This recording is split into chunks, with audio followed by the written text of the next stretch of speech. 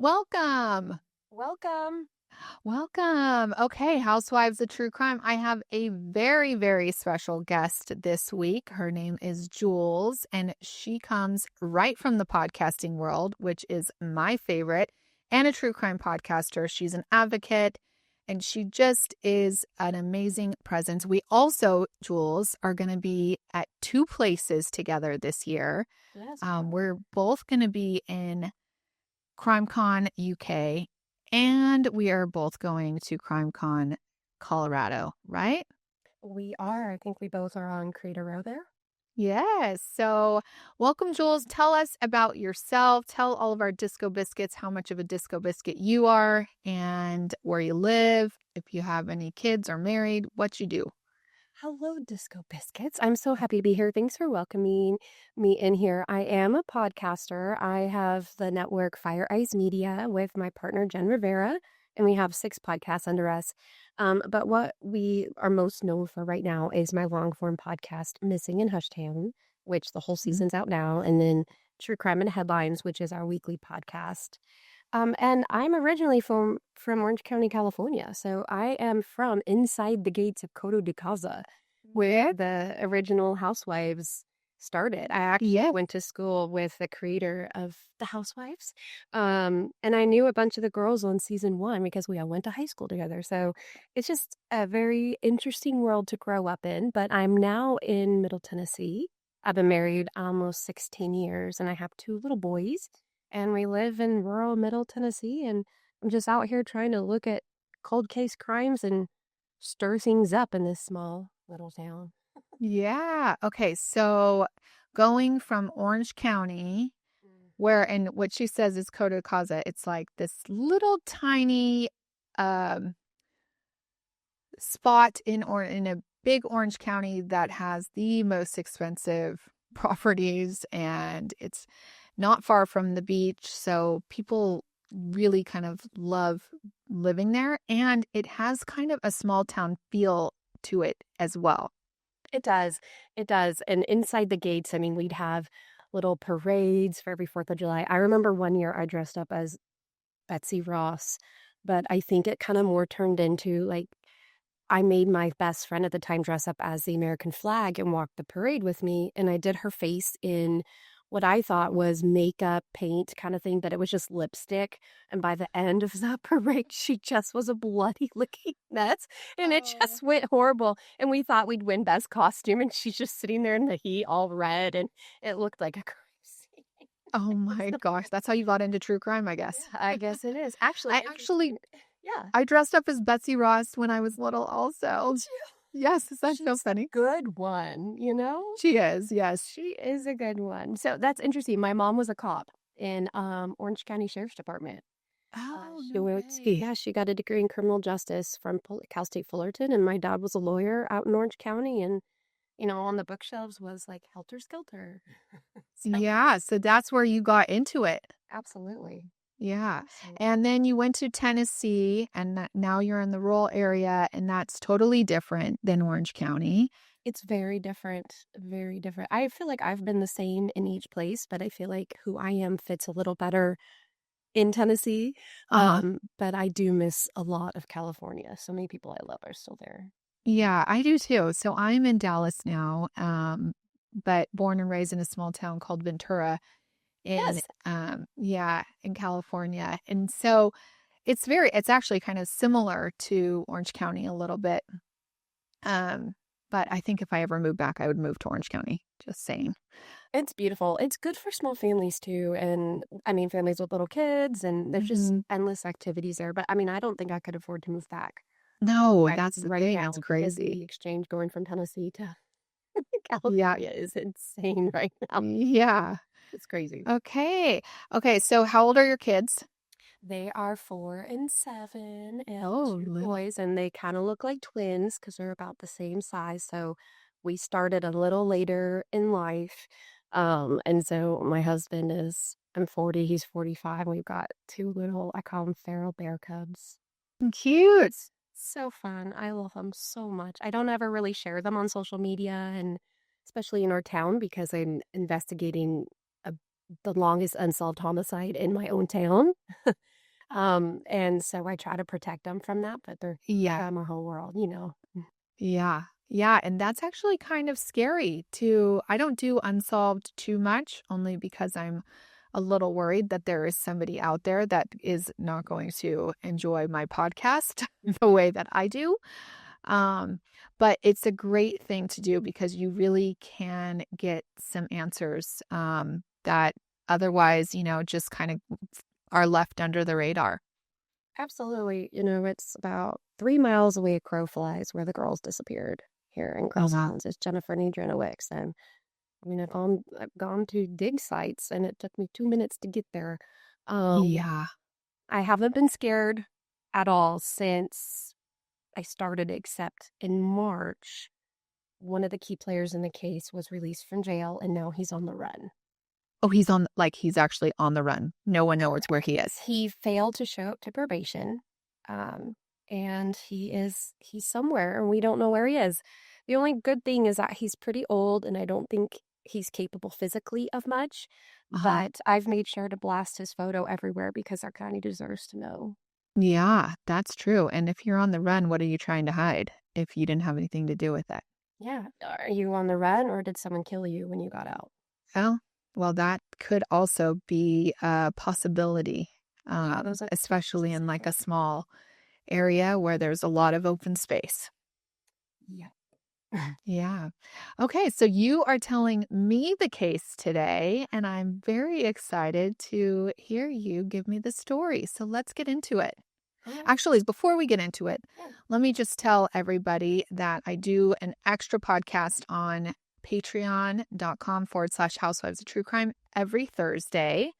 And I do one bonus crime a month. And then every other Thursday, we just chat about what's up in the news, all the scandals, anything that's relevant. Right now, we're talking Karen Reed trial, which I also have another podcast called The Alternate that is a daily recap of that. So if you haven't checked that out, that's also really good because Karen Reed trial got pretty nutso. Okay. Yes. Yeah. I'm following that. You're very busy. You're doing amazing, by the way. Yes. Thank you. All right. So let's get into your case. Okay, let's just get right into it. So, the one I have for you guys today is the story of Grant Solomon. Now, this is a suspicious death case. I will tell you that the case was open and closed within 1 hour, and then I'm going to take you through why this case is suspicious and why it should probably really upset everybody else. Also, there's a new development as of today. Grant Solomon, the victim, his mother, is in court today, and we will talk about that towards Wow. the That's end. There's a lot of awesome. twists and turns here. So, Okay. Grant Solomon, he's an 18-year-old Caucasian boy from Middle Tennessee. You know, he was looking forward to graduating high school and becoming an adult. And friends recall Grant as being an incredible stand-up guy. This guy was a great friend. He was a dedicated athlete, and he was also really talented. So his sport of choice that he loved was baseball, and he hoped to continue to do that. And he had his entire life ahead of him, yet he did have the weight of the world on his shoulders. So, unfortunately, his home life was nothing less than chaotic and unstable. His parents were involved in a horrible, horrible multi year custody battle, and his younger sister Gracie was confiding to her mother and many other adults in mandatory reporter roles, which is everybody I know in the state of Tennessee is everybody. So I'm not sure how it goes state to state, but in Tennessee, if you're an adult and somebody tells you something that's a minor, you Mhm. are mandated to report that Yeah. to the authorities. And that'll come into play later on as we go into the case. Um, so many believe that Grant's father um, is responsible for Grant's death. His father's name is Aaron Solomon. Now, a disclaimer to add, everything that I'm going to tell you is alleged, and I will provide all of the sources for everybody where any of the theories were discussed in the public press. Now, I do say that because there have been recent ongoings, and I'll go into that too. So, if this case sounds familiar, it's because it is trending in the news again.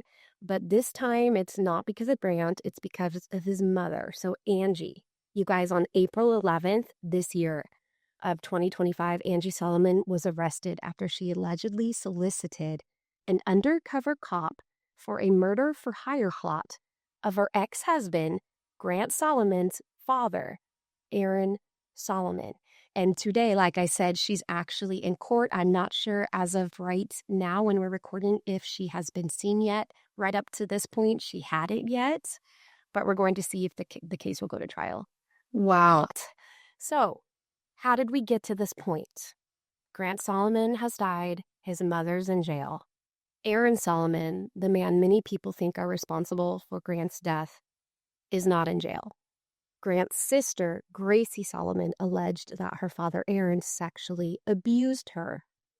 What is going on? Are you ready? And how did he die? So, Grant Solomon was allegedly run over by his pickup truck. His own pickup truck. His own pickup truck. Backwards or forwards? Backwards. Backwards, okay. And the only other individual in his family that was there was his father, which is why it's suspicious. Okay. Yeah. It's a head scratcher. I actually went to the scene where the accident occurred as well, and it's a very steep driveway where his truck rolled back in, and I have some information to go into that too. Okay. So let's dig into the background of the Solomon family so we can analyze and assess these dynamics and obviously this tragic downfall. Throughout the rest of this Tabitha, I'm going to share many details from official documents that I did receive 2 years ago from a party affiliated with Justice for Grant Solomon back in 2023. I have not verified that these documents are official. However, per my assessment, they do appear to be official documents from Gracie's therapist, Child Protective Services, court documents, 911 released call audio, and multiple detailed records of reported abuse. Now, that's reported, that's not charged abuse. Okay, so let's go with the facts behind the death of Grant Solomon. Then we'll go into his upbringing. So let's go. Meet me in Middle Tennessee, where I am right now, Sumner County, Tennessee. Let's zoom in a little bit into Gallatin. Now, Gallatin, Tennessee was named America's nicest city in Reader's Digest in 2017. It's kind of like a Hallmark-looking Christmas town kind of vibe. And this is where we'll find ourselves on a hot summer day, July 20th, 2020. Now, 2020, it's a little bit of a triggering year for many people because it's the height of COVID. Now, July, in the height of COVID, I was actually having a baby then. I was in the hospital giving birth. But that was just a few months into the shutdown. So it's a pretty scary, unknown world. And you'd recall that all the schools pretty much were virtual. And it was just a hot mess at that time. And in July in Tennessee sounds like a hot mess, actually. It feels like you step outside and you're wearing a wool sweater in a sauna. Yeah. It's hard. I bet that's like that where you are too, though. It's rough. It does. It's like July in Texas is when everybody kind of flees the whole entire state if they can and head to somewhere cooler. Mountains. I don't blame them. That seems very wise. Those are goals. Especially coming from California to these humid. We had one season in California and sometimes it rained. Yeah. Here it's like, whoa, what is this? I need to get close. So unfortunately, Grant did get COVID in its first strain. And he had just turned 18 5 weeks prior when he was recovering from COVID, where we find ourselves on July 20th, 2020.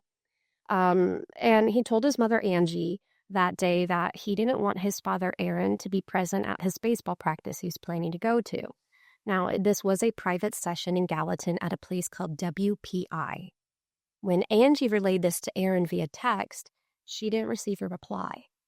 Grant was feeling asthmatic and was concerned that his lung capacity wasn't great. Remember, there's a lot of fear over COVID in our lungs, especially in that first strain. And he had been recently diagnosed with asthma. And understandably, he was worried about physical activity because people were getting warned left and right about how it affects your lungs. And he cared so much about becoming an athlete in baseball. Now, he told his mother, quote, "I don't want to die in Gallatin today," end quote. No. Now, as many of us. The day that this happened? Yeah. Oh, my God. Now, some people look at it two ways. One is the COVID fear. I'm afraid I don't want to die because my lungs, I'm asthmatic with COVID. But now with the information that we have that Grant died that day, July 20th, 2020, going to WPI for the baseball practice. Now we look at it through a little bit of a different lens, but I can definitely see both sides on that. So he says, I don't want to die in Gallatin today. And it's then that Aaron allegedly does reply to her that he'll be there. But Angie does reach out to him one more time. She says, if you're up, this is the morning of, if you're up, Grant has a change of mind and doesn't want to die in Gallatin, so one of us needs to be there. Will you? If not, I will go and sit in the parking lot. Let me know ASAP. And then he says, I'll be there. Okay. Now, Grant did have a phone. You know, he has Life 360. Mm-hmm. I feel like everybody's fairly familiar with Life 360, but, you know, we didn't grow up with Life 360. But for those of you that don't know what that is, it's an app and it can track your location and other people's location on your cell phones. And his mother and his girlfriend had his Life 360 locations on their phones as well, so they could all see each other's. Now, it does alert where somebody moves and how long they stop and when their phone arrives at a location. Now, it can even pin GPS locations, so it can announce, for example, Grant has arrived at home at 4:55 p.m. Mm-hmm. According to Life 360, which Grant's girlfriend, again, was also connected to, he arrived at Ward Performance Institute, WPI, for his 9 a.m. training session between 8:37 and 8:41 a.m. to meet his dad for a private practice. According to the official Sumner County Medical Services, which I was given access to, Aaron called 911 emergency services at 8:43 a.m. What happened between Grant arriving at practice in those give or take 5 minutes, 4 minutes, 3 minutes? Yeah. We don't know. But Grant lost his life ultimately And because of whatever happened. by the way, he told his mom that he didn't necessarily want his dad at the practice, correct? Mm-hmm. And the mom told the dad he didn't want him at the practice. Mm-hmm. Yeah, they had a very tumultuous relationship, and we'll get into that. But Grant was not a fan of his father's for the way his father was treating not only his mother, but his little sister. His little sister, Gracie, will also be coming forward with allegations of sexual abuse from her father, which will be documented in her therapist notes and social. Well, now you kind of understand why the mom wants to kill the dad. And that's interesting that you say that, because that is the narrative in a lot of the news right now, is people are like, just let it go. Why not? Yeah. I know, but you're not allowed to murder for hire. No, you can't. You can't. And you know what? How about that? The other side, too, is now Gracie, she doesn't have a relationship with her father, Aaron. Her brother's dead, and her mom's in jail. I know, She's it's sad. 18, 19 now. It changes her life forever. I mean, this whole entire tragedy changed her life forever anyways, but now just one thing on top of that. And then it's like, man, why did the mom have to make that kind of decision to do something so drastic? Allegedly. And I will read the affidavit for that, so you can hear exactly what that says too. I'm trying. Where's your emergency? It's 1357 South Water Street. It's off 109. Please hurry. You said 57? Please hurry. Okay, what's going on? 1357. My son's truck backed over him, and it's rolled over him and dragged him into the ditch, and it's on top of him. He's trapped under the truck, and somehow it drug him underneath it. Yes, my son is under it. I'm trying to call 911. Okay, what's your name? Oh my God. My name is Aaron Solomon. And you said oh my God. 1357 South Water Avenue, right? Yes. How old is the male? He's 18. He just turned 18 a couple weeks, about a month ago. It's my son. Oh my God. Oh my God, this is not good. Is he awake? Oh, please hurry. I don't know. I don't think so. He's not alert, right? No, he's out. And he's trapped. I got 3 guys here, and he's trapped under the truck. Okay. Oh, my God. I understand, sir. Stay on the phone with me while we get somebody out there. What's your name? Aaron Solomon. All right, Aaron. Huh? What kind of vehicle is it? It's a Toyota Tacoma, and the vehicle he's underneath the vehicle. Okay, I've got that. And it's... Okay, I've got that. What color is it? It's a white truck. That's my son. It's somehow backed up. Yeah. Yeah, I'm on with 911 right now. Oh my God. Oh my God. Oh my God. Was your son working on it? No, he was just getting out of it. We're on an incline, and I guess he didn't have it in park or something, or it wasn't engaged, or... Oh my God. Oh my God, I can't believe Is your son still this. not responding? No. And he's still under the truck. No one can get Yes. out from under it. We've got units en route to you. I'm just asking you questions before we can update them, okay?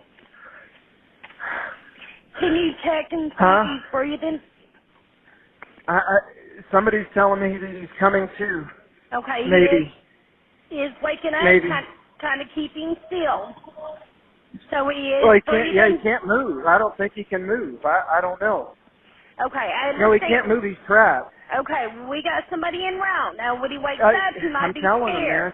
Can somebody get down there and talk to him? Yeah, somebody talk to him. Shit.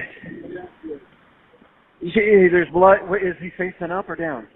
He's facing up. They said he may aspirate. We need to hurry. Oh, my God. So does he have blood coming out of his mouth? Yeah, there's blood coming out. Yeah, somehow it drug him down, I think. I don't know whether it wasn't in park or what, or if it didn't engage the brake, or it drug him underneath somehow. Okay. They said he's facing up. Okay. But he's bleeding from his mouth. So, Grant, turn your face to the side if you can, barely, but be careful. Don't move him, okay? We can't move him. We can't move him. Oh my God. All right, Decent, they're there. I'm going to let you go, okay? Yeah, okay. Okay. All right. Bye-bye. So here's a breakdown of the timeline. At 8:43, 911 is called. 8:45, emergency services were dispatched. And at just 8:48 a.m., they arrive on the scene.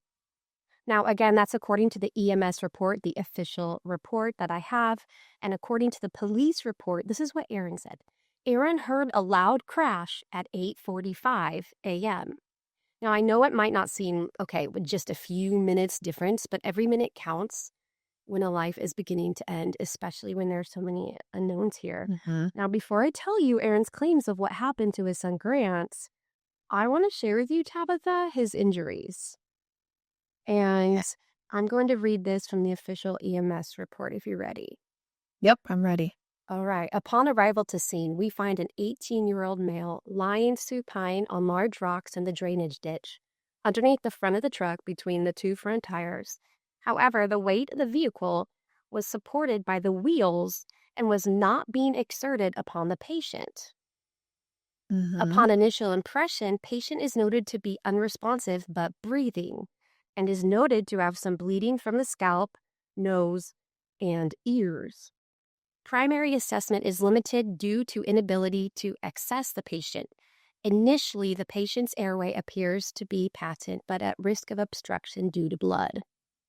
Patient's respirations are initially of an adequate rate and depth, but appears to be labored as evidenced by the movement of patient's body upon respiration. Patient initially has a present but weak corroded pulse prior to extrication. And it goes on to, go into the details about how then they got him out. But the key takeaway, did you hear anything specific on that?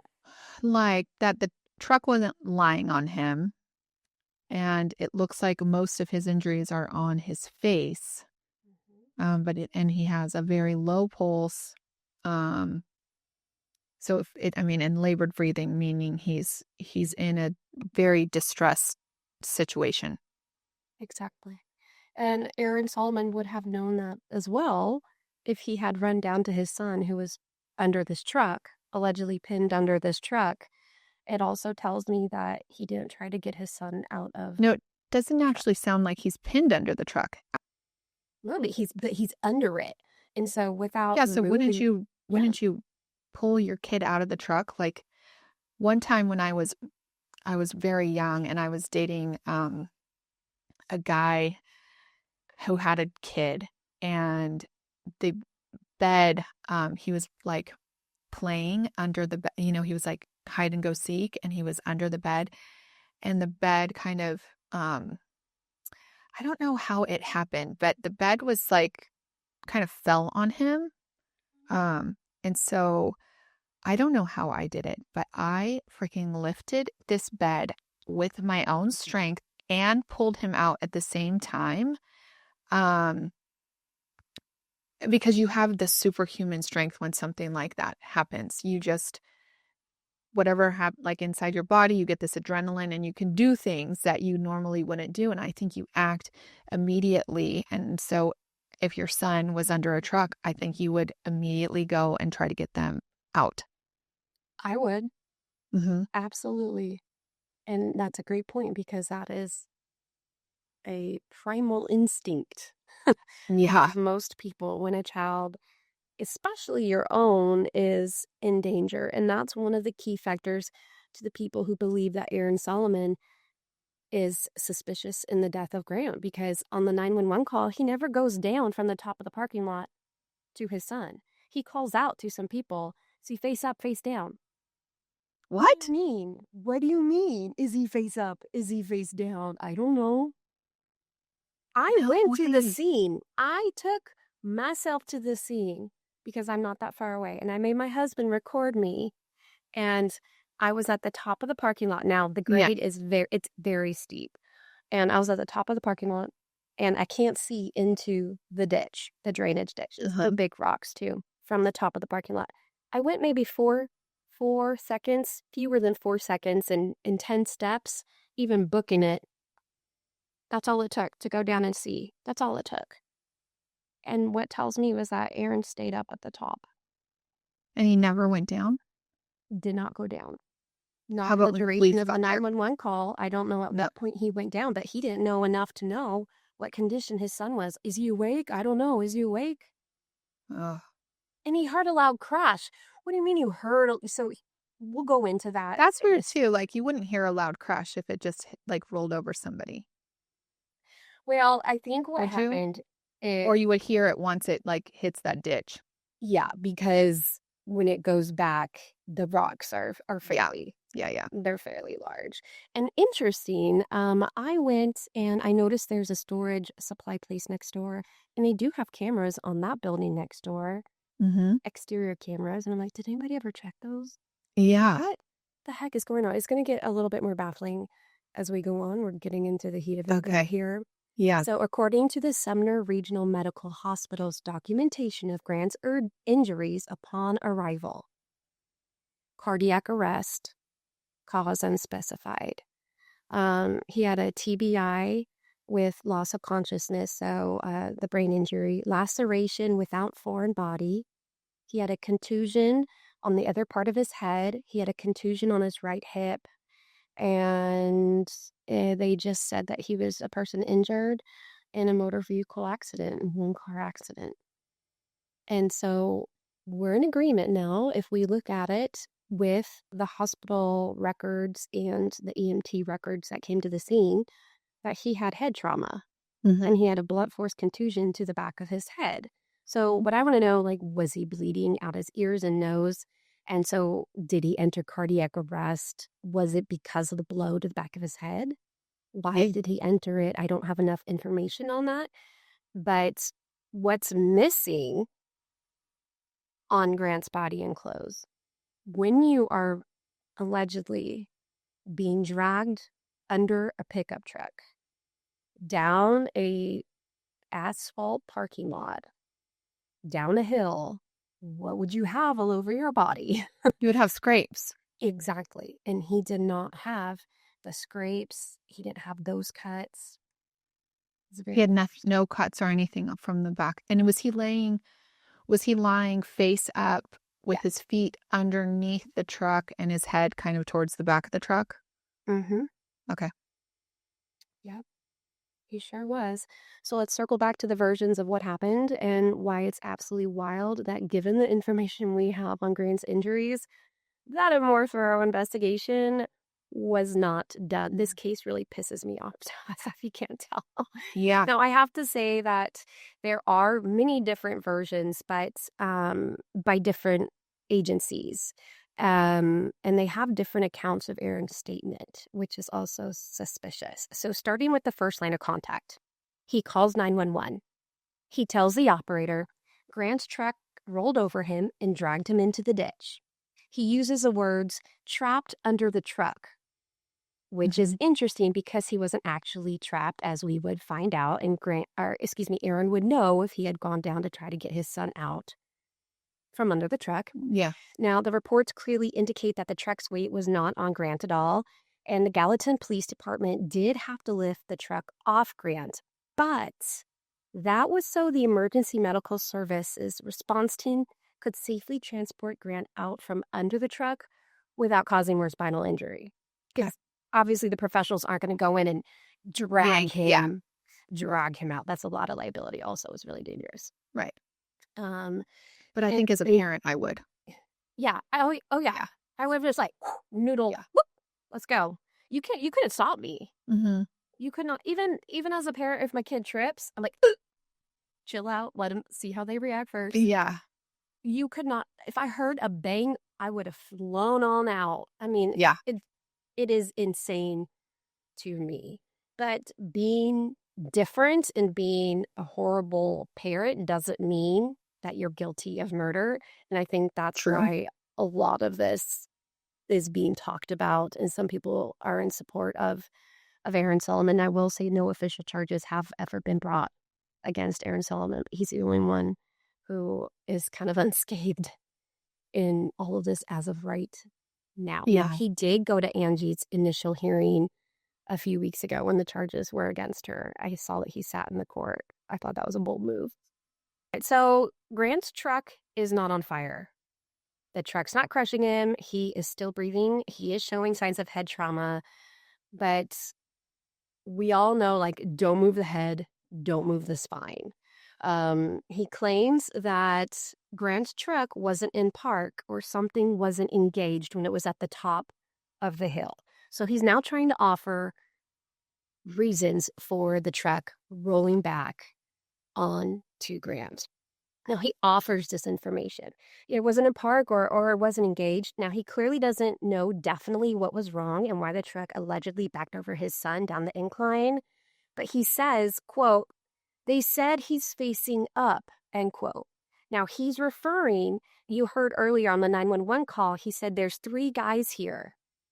Now, he's referring to the 3 guys again. So 3 guys that saw this stopped out and went to check on Grant. Why the heck didn't his own father go check on him? Yeah. Okay. So this handwritten report to police, I'm going to read this for you. This is what Aaron Solomon says happened. My son Grant and I pulled into WPI separately. We parked side by side. I was still in my car, but noticed my son got out to get his baseball gear out of the back of his truck. I looked down to check a work email, and the next thing I know, I hear and see the truck rolling backwards into the ditch. I get out of my car to try to find my son and saw that he was trapped underneath the truck and immediately called 911. Now, this is what blows my mind. Aaron's accounts of what happened, they were never corroborated by police.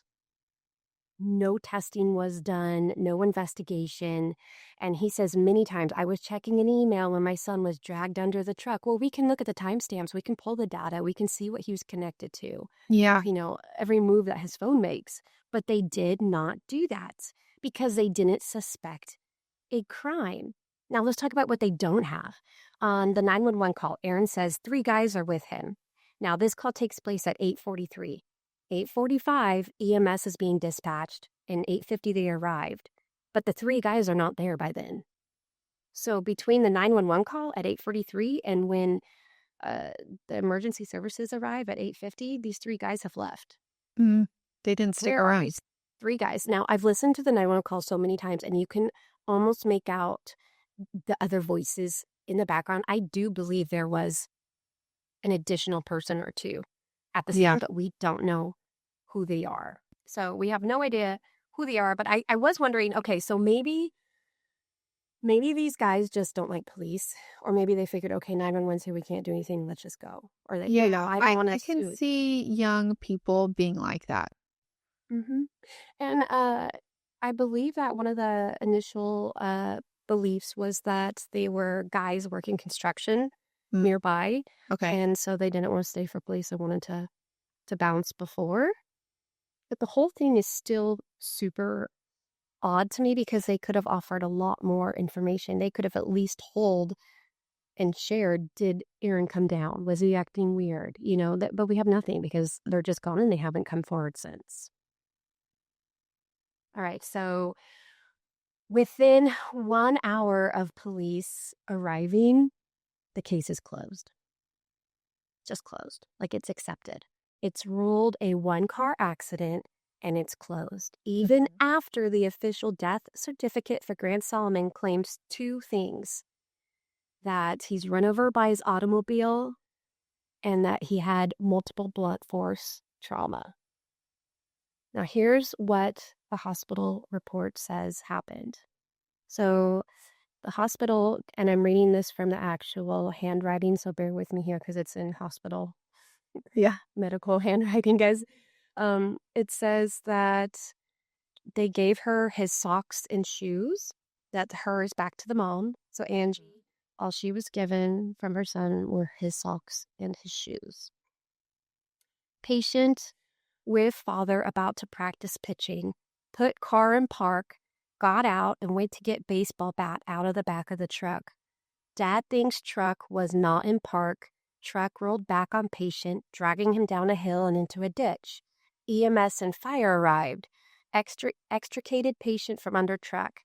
EMS intubated patient, started an IO to lower left extremity, CPR in progress. Now, what's interesting is if you believe that your son's car was in park and something didn't engage and ran over him, that would be a liability on the car manufacturer. That would be absolutely a cause. What kind of car did he drive, do you know? It was a Toyota Tundra. And was it a newer vehicle, or it was? There were 0 recalls, which we'll go into that, but he doesn't do anything. He doesn't do any further investigation into the car to see, okay, if something didn't engage. If I say that and I believe my kid was run over and something disengaged, then that car company is going to be renamed after my kid. Like, you couldn't stop me. That's absolutely a liability on the car company's part. But no, he didn't proceed to do anything. And it totally checks with, okay, this is just over in 1 hour. Okay, so police took photos of inside of his truck, inside his cab, but they didn't take photos in the open truck bed. Now, people say that Grant was a creature of habit and always kept his baseball bag in the back of his truck, in the truck bed outside. Okay. So that would make sense. He would get out. Yeah. Let me ask you, in the photos, did it show that the car was in park? Yeah. It did. Okay. Yeah. In the report, the car was in park. Was in park. Mm-hmm. So Aaron says Grant was going into the bed of his truck to get his baseball bag out. But according to other reports too, I said that wrong earlier, Grant always kept it inside the cab of his truck. So if he was getting out to get his baseball bag in the bed of the truck, that puts him in the back where it could roll over on him. However, everyone says Grant always kept it inside the cab. That's what I was wondering. Okay, so he keeps it, because I can imagine if he's a little OCD, he doesn't want it to get, ruined or whatever. And so if he has a cab of his truck, if it's one of those ones that has like, almost a 4-door kind of truck situation, that you would keep it back there. My husband has a truck and my son plays baseball, and we keep it inside the cab of the truck also. And if you were to keep it in the bed of the truck in July, it would be insanely hot by the time. Yeah, your bat would actually, if you had to touch your bat, it would be too hot to touch. Mm-hmm. And I could imagine that, depending on what the bag was made of too, it would just destroy your equipment. And that stuff isn't cheap, is it? No. Oh my gosh. We just bought my son a glove. I don't even want to tell you how much it was, because I almost fell out of my chair. It is so expensive. And then when they're growing up too, how old is your son? He's 11. Okay, yeah, and they're still growing. So I know. I had to buy him new cleats. I had to buy him cleats and this new glove, and the cleats, by the way. Thank God he tried. There were, it goes from like $30 to who knows, over $100. Thankfully, my kid liked the $30 pair of cleats, because I know he's probably getting a new one next month when his feet grow. I know. Is it the half a size every 3 months? I remember that from selling shoes at Nordstrom. Yeah, it's nuts. Rome County. Okay, so WPI, so the location where they were going to have the lessons, the scene of the accident. Yeah. Now, the company confirms later that Aaron Solomon had requested to have the entire facility rented out for his son's session. What? This is not typical, but WPI agreed to it, and 2 employees were... Why would you need that? Okay. I also go to a facility like this for pitching lessons and batting lessons, and it's a one-on-one situation. You don't need the whole facility. No, you don't, especially because you're typically isolating one skill at a time, right? Yes. And you only need that section. But I did... Okay, so thinking back, we can't forget that this is 2020 July. Oh. And everything was starting to shut down. And so when we look at it through that lens, I can see, okay, the fear of COVID and all this stuff. But if he wants it by himself, he didn't care that his son just recovered from COVID and was scared. I don't know. Okay. It's bizarre. I mean, yeah, he might have been a little bit extra in the COVID department, but I mean, correct me if I'm wrong. I was in California at that time. They were COVID crazy. Everybody was wearing a mask. You couldn't even go outside without a mask. Your neighbors were calling on you if you even walked in to get your mail without a mask. But as you go, into middle America, it was a lot different. I mean, that is one of the reasons that we moved to Texas, so my kids could go to school. Because there was no school in California. It was still total lockdown. But I do think people were a little bit more open to seeing each other in July at that point. Yeah, the vibe out here in mid-Tennessee, well, it was different. There were still, my husband is a life flight helicopter pilot, and he still had to go work and transport COVID patients all the time too in that first strain. And he had to stop and pick something up. I was like 9 million months pregnant. So he just stopped at the grocery store and get stuff, and somebody threatened to murder him. What? Because he was in the store and he was in like a medical outfit. That was because people were scared of the unknown. Oh my gosh. Yeah. And he said, I can't be going out like this anymore. No. Who said it to you? Show me. I'll go get it. I know, right? Absolutely not. But yeah, that's totally, you could see it 2 different ways here. Yeah. But either way, it's still bizarre because it would still be far enough in this. I mean, it's a long facility. Yes, you're still 6 feet apart or even more. I mean, you would be way more than that because it's a pitching situation. So you're pitching like however many feet and you're standing there. So maybe he was just extra cautious. Yeah, and that's possible. So, Tabitha, we got to read into the autopsy findings. Okay. And I would love to, but I can't because there was no autopsy performed. Oh, It's no. totally on brand with the direction of this case, open and close within 1 hour. I mean, there was never even a detective assigned to this case. Wow. It never was a criminal case. And the autopsy was not done because Aaron did not approve an autopsy to be done at the hospital. Okay. Aaron Solomon declined to have it done, and he also declined to have his son's organs donated. This decision is documented in the hospital paperwork, and it was said to have been made without Angie, Grant's mother's agreement, because she wasn't at the hospital yet. Yeah. And, when she gets to the hospital, remember, all she gets are his shoes and his socks. And no autopsy at all. It's just devastating. And she couldn't go back and say, do one, or she didn't? For any reason. I think it all happened so fast, too, at the end, because remember, she arrives to the hospital. Nobody knows anything that happened yet. It's all within 30 minutes of Grant getting run over. Yeah. There's no questions as of right now. Grant's remains were not cremated, so there is the question of, can his remains be exhumed for an autopsy to determine once and for all the cause of death, the cause of trauma to his skull? Yes, but what needs to happen is there has to be cause. There has to be the investigation. It has to be law enforcement action. And they did what? They closed the case. So can we have that? No. But a judge can agree to order for Grant's body to be exhumed. And I did do some reading on Tennessee law, and from what I could find, a judge route could be completely voided if the next of kin would request for the body to be exhumed. That would be the mom, yeah? That would actually be Grant's father, Aaron, because one thing I didn't disclose earlier is the official custody at that time.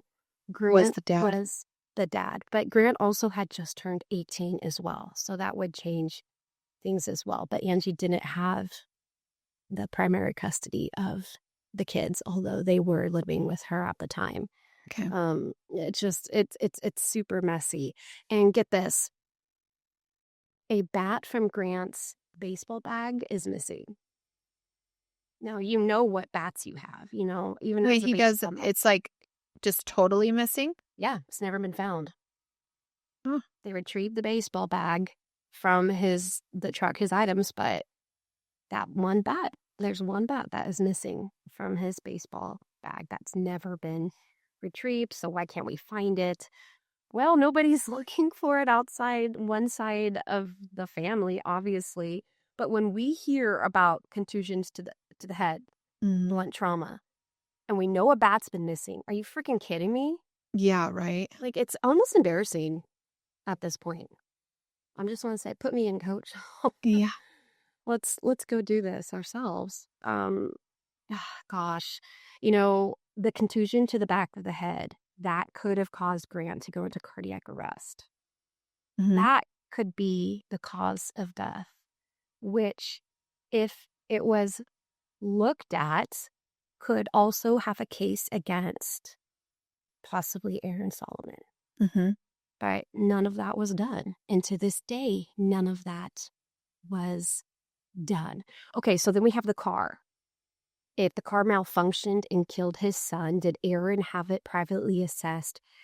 Absolutely not. So no other investigation was done. It was just like, I just accepted my son died and we're done. Move on. And, if he also verbalized that maybe it shifted gears and went back, he admits on record that he thinks something faulty happened, something slipped in the transmission. Does he go and take it to get it fixed? No. What does he do? He continues. Aaron Solomon continues to drive his son's truck. after Grant's death, Aaron Solomon has the truck and continues to drive it around town. And doesn't take it to get figured out, like what happened? No. In fact, for about 7 to 8 months after Grant's death, he continues to drive it around. Then, after 7 to 8 months, he has insurance claim it as totaled, and it's impounded. And now, it's only after Angie and her dogged fight to search for truth for what happened to Grant after things weren't adding up, she was able to get Grant's truck back in her possession. And it was located at the impound lot. Now she obtained the car and she had it securely hidden in someone's garage. And then she had it independently forensically tested. And did we find anything? She sure did. Before we get into the truck being forensically tested, the Life 360 app, this kind of shared some weird stuff and connections that make Aaron Solomon look suspicious, because Aaron's cell phone was not given to his mother or his father immediately. So someone picked up his cell phone at the scene of the crime. And so Aaron's mother and girlfriend can see that Grant's phone is moving around town on Life 360 after they know he's dead at the hospital. And so this is super, obviously it's very suspicious. Where's his phone? Who has his phone? And that would also be very eerie and traumatic, I would assume. Did they ever get it back? Yeah, they did get it back. Now, it's interesting because the phone was destroyed. We don't know if the phone was destroyed at the scene of the crash or after it was given to Aaron Solomon. So Aaron Solomon has the cell phone. Okay. Now, this is what happened. According to Aaron Solomon, he gets up at Grant's funeral. In front of everyone at the funeral on the microphone, he tells everybody this story about this man who wasn't sure if he believed in God or was going through a tough time, and he was walking by the crash and he found Grant's safety goggles, safety glasses, his high school hat, and his cell phone. And the man coincidentally knew Aaron Solomon's best friend, Lee. So we called Lee and said, hey, I have these items. I'd like to give it back to him. And it was a testament per Aaron's speech at the funeral about how God works in wonderful ways, and he got his cell phone back. Well, the way he got the cell phone back, I guess, apparently the man was charging it at his home. So it leads us to believe maybe it wasn't smashed at the scene. Now, what makes this even more interesting is that Aaron Solomon's best friend, Lee, his wife is a news reporter for Channel 4 Nashville News, which is where Aaron was also a local, one of the local small town celebrities in the news as well. So this kind of puts things together and adds some kind of explanation on why things might be going this way. So I did reach out to social media accounts a few years ago. I wanted to know the cell phone provider Grant had. He had an iPhone. They said it was a new iPhone. And I'm like, well, can we access the cloud? Can we see all of the information? Yeah. Can we see where he was tracking, what he was looking up? But we don't have access to that. And it's interesting because Angie was the one paying. He was on her plan. So we don't have that information, though. So I think there's so many pieces that have not been accessed and processed that answer a lot of questions. Now, okay, truck forensic report. Sorry to make you wait for this. I read this numerous times. I tried to piece together what all of this means to the best of my ability. So they hired an independent private investigation and forensic reconstruction company called Stidman Reconstruction and Investigation. So Angie and her team did this. Now, the technology is pretty incredible for newer trucks. Those of you listening, if you don't know, it's basically like a computer chip in there, and they can tell you all kinds of things as far as even acceleration and deceleration and all that stuff. So Yes, putting this is the big thing in the Karen Reed trial, by the way. Isn't that the new thing that came out recently too? It's phone. Yes, it's like the black box of the car that can tell you how fast it goes forward, backwards, how much you accelerate, all that. Exactly. And that would be so important for this case specifically too, because if the car was to slip out of transmission or something, you could totally you should be able to see condition. Yeah. So even at the same location, take the car back to the same location. So this company does an incredible job going over everything from aerial photos of the facility to assessing even the road conditions. Now, the report says the National Highway Transportation Safety Administration was checked for any recall data associated with the Toyota's specific vehicle number and the Toyota Tacoma pickup in general. The report generated and indicated there were 0 unrepaired recalls for the Solomon Toyota and 4 recalls that had been announced for the 2015 Toyota Tacoma pickup in general. I believe I said it was a Tundra earlier. I misspoke on my bad.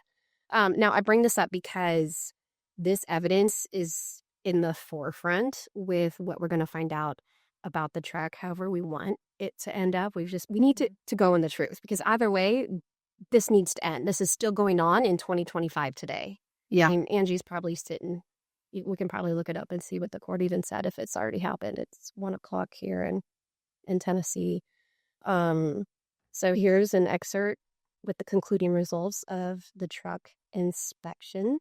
Part of it, the company says, I checked the brake switch and park interlock operation, and they both worked properly.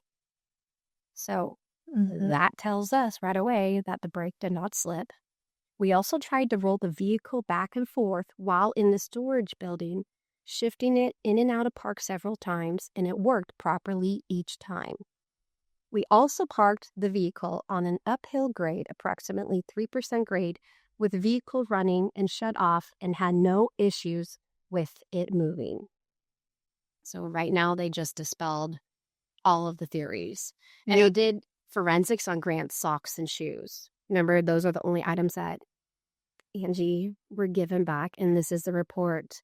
It says items were provided to SRI that Grant Solomon were wearing at the time of the incident. These items included shoes, socks, a baseball cap, and rocks.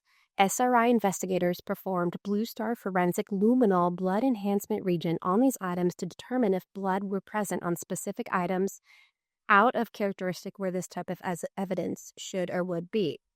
The presence of blood stain patterns were observable on the shoes and socks worn by Grant Solomon at the time of the incident. Due to the dynamics of this incident, there would be an expectation of blood stain patterns on these items. Despite the observable blood stain patterns, SRI chemically treated these items with Blue Star to enhance the blood that may not be observable with the naked eye. During the testing, blood was present on the shoes and socks, all of which would be characteristic that Mr. Solomon obtained injuries during this incident. Now, I am curious, where did this blood come from? We know he had a cut on his hip. He had one on his back. Why was it on his feet, though? If he's hit and then he's dragged back, could it be? I mean, there were no trails of blood going down the parking lot. So I don't know. Yeah, I don't know. And also we don't have information about splatter, or if it could be in correlation with blunt force trauma, splatter. Yeah. All this information that we could actually have now, should an investigation actually have been done. So Grant's cell phone, like I said, it was picked up, and Aaron uses the funeral to talk about this beautiful testimony of the man who found it. Well, the man who found it was actually the father-in-law of the owner of WPI.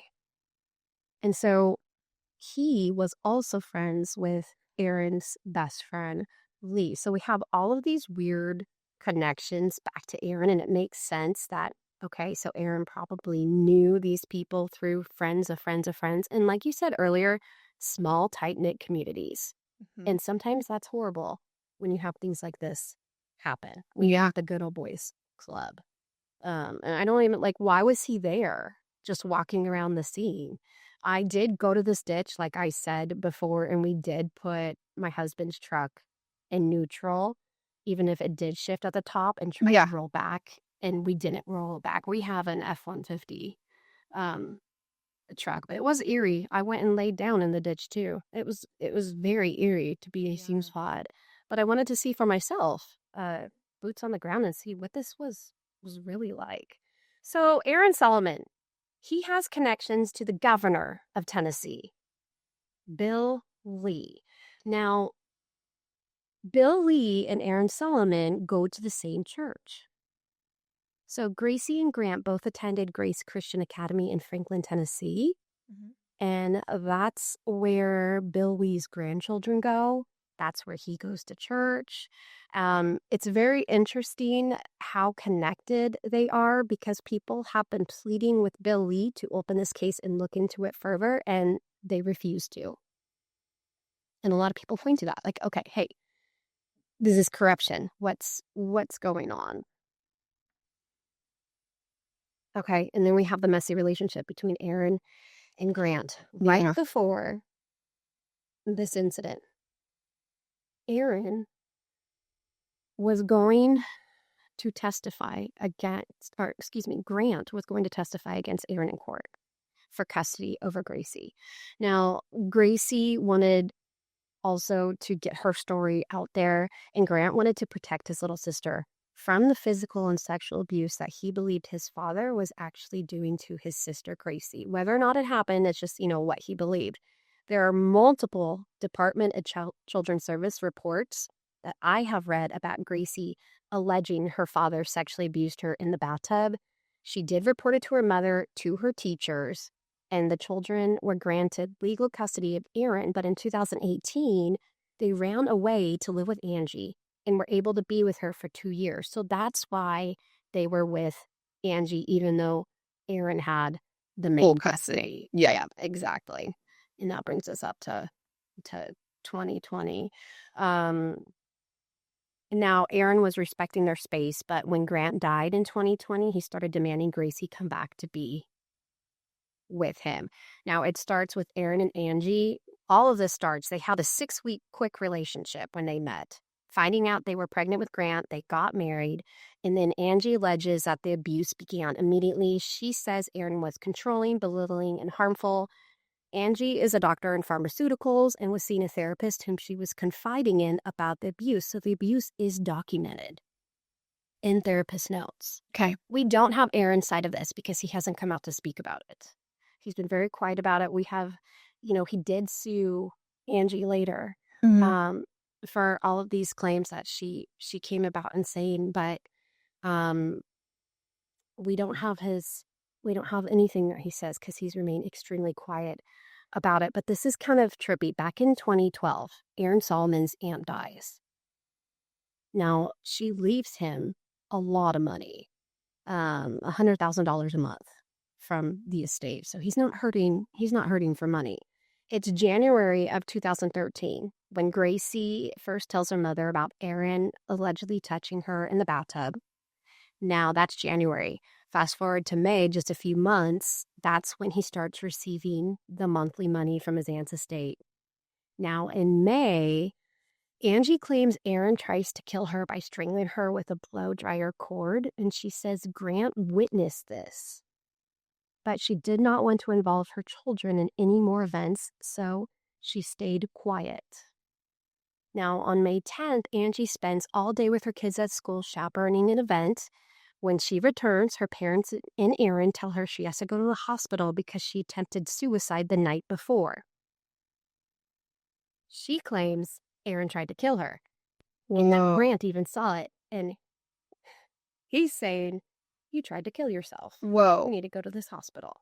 So this gives us a little context of how Grant grew up with his parents. The he said, she said. We don't know what he really saw, but we know that he wanted to go to court to testify against his father.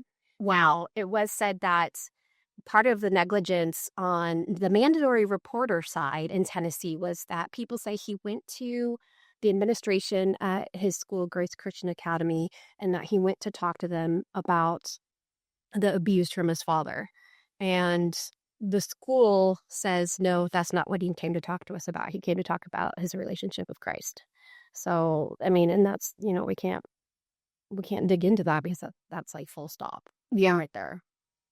I have a report about Angie Solomon. However, I don't want to read it for the sake of time.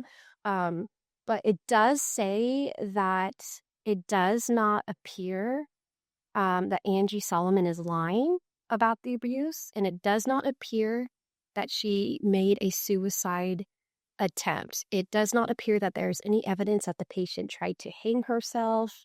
I do not believe she's in an acute state of mood that would lead to suicide. And these are professional opinions of psychiatrists at the facility they made her go to. Okay. Now, that's important because she does receive a restraining order against Aaron after this. Mm-hmm. But she agrees to dissolve it because she can't see her kids. He won't let her see her kids without dissolving this restraining order. That's real messy. You're right. Yeah, It's Aaron messy. returns home with the kids. It's so messy. You think like what the kids are seeing and hearing. Yeah. It does break your heart, especially now we know how it ended. And I feel like telling this part of it, like what you said in the beginning of no wonder she wanted him dead. It's you see what she claims she has gone through is quite horrific. Yeah. And this, and you add, she believes her daughter was sexually abused. She believes her son was murdered. Nobody is opening a case. The governor will not agree to reopen it. He's friends with Aaron Solomon. We don't know how deep that goes. But she doesn't have much on her side except social media where she's been trying to get loud and share the case. The doctors find Angie fit as a mother. So this is crazy. In court, they use the records that say she's fit as a mother, she's not suicidal, but then the judge says he wants another doctor. So he picks another doctor, and that doctor finds Angie also fit as a mother. But the prosecution accuses Angie of lying to the doctor, and then the judge sides with them and throws out the reports in favor for Aaron, and Aaron is granted sole custody of the children. Now, interestingly, Aaron's camp then donates $1,000 to the judge's campaign, although the judge was running unopposed. So we're getting close to the end here. Thank you for sticking with me on this. I know there's a lot of moving parts. Oh, yeah. This is so crazy. It's enough to make you go, what? Are you kidding me? You're like, why are we not even just look into it more? Someone prove all these theories are wrong. Like, this kid deserved it. No matter what, this is about a kid who died, lost his life. And Yeah. Angie is in jail, and Gracie is claiming that she is a victim of abuse. And why aren't more people in power listening to her? Like, get it together, Tennessee.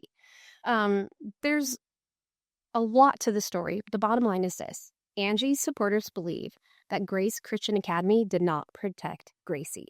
They believe that local government is turning a blind eye to the facts of Grant's case, and they believe that Governor Bill Lee's reach is strong enough, and with Grace Christian Academy, thus Aaron, to prevent things from happening. Now, in 2015, Angie was put in jail over child support payments, which is insane and petty, because Aaron was already getting $100,000 a month from his aunt estate. Angie was a doctor in pharmaceuticals, and he was an unemployed former news anchor. So. Oh. Yeah. And then he puts her in prison or in jail because she's not paying him. Although also then the kids go to live with her, and she's probably still having to pay child support because that's what the court papers say. Exactly. Mm-hmm. So you can see the desperation and the frustration. And yeah, I don't know. I've talked with Angie just via email. I don't know her personally. I know our colleague Lauren Conlon has corruption in Tennessee. She did a full-length podcast, and I met her through that way on this, and it's very telling. And she does continue to do updates on it, but it's messy. It's super messy. And anytime you get connections involved, too. It's very messy. And today, Angie's in jail for allegedly hiring a hitman to murder Aaron. Now, here is the affidavit, and this is where I will end with today because that brings us up to speed. Now, just to remind you, there have been 0 arrests made. There's 0 open investigation despite pleas to local government on the suspicious death of Grant Solomon. So this is the General Sessions Court of Williamson County, Tennessee. And here we are. I further state under oath that the essential facts constituting the... I'm going to skip that part real quick. Okay. On April 11, 2025, at approximately 2:15 p.m., Angelia Solomon met with an undercover law enforcement officer acting as a hitman in the parking lot area of 1800 Galleria Boulevard, Franklin, Williamson County, Tennessee, for the express purpose of hiring him to murder her ex-husband, Aaron Solomon. Angelia Solomon promised future payment to the undercover officer, as well as provided the registration to her vehicle as a form of initial collateral payment for Aaron Solomon to disappear and be put underground.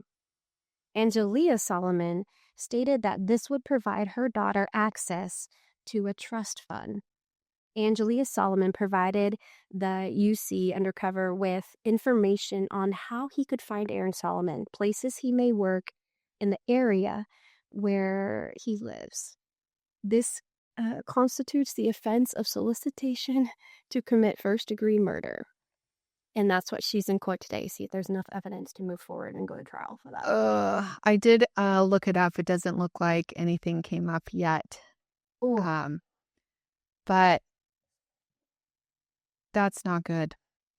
That's not good. And it tells me too, like, it's got to be recorded if they're... Well, it was an undercover cop, so they were ready to, they were ready to take on. I mean, not that they knew it was her necessarily, but maybe they were on the dark web or doing whatever on whatever site she decided, or I don't know. How did she reach out to them? Does it say? No, it doesn't. And I'll be following this very closely. I really wanted to go today. To see. To you could probably still make it. I know. If it does go to trial, I'll likely try to be there because I'm so invested in this. And just, it's such a tricky thing. But I mean, obviously that's not okay. No. That's not okay. But I think a lot of people will be like, well, is it like some vigilante kind of justice? But again, Aaron is not charged with anything. Yeah. Yeah, she just doesn't like him because, one, she questions if he had something to do with her son's death. He knows that he abused their daughter, if she believes her, which I'm sure she does. He tried to kill her at one point while they were married. And so she just can't take him anymore. And so she decided to, off him so that it would give her daughter a nice life to live with. And he'd be, 6 feet under. That's exactly what she said. Because if it goes to trial, then I feel like so much is going to come out on what if the judge allows it. If the judge, yeah, that's a good I don't think the judge will allow it. You don't think so? No. Well, what about like a defense trying to claim that this is where she got to this point because of these? That maybe then they would allow. But if the no, I don't know. I don't know if they'll allow it. That would be the only like silver lining to going to trial with that part is getting more information. Yeah. There, but yeah.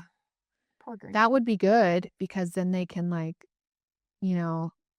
they can maybe at that point exhume the child's body. I don't know. Yeah. Or I don't know. It'd be interesting. I'll keep us updated with that and see.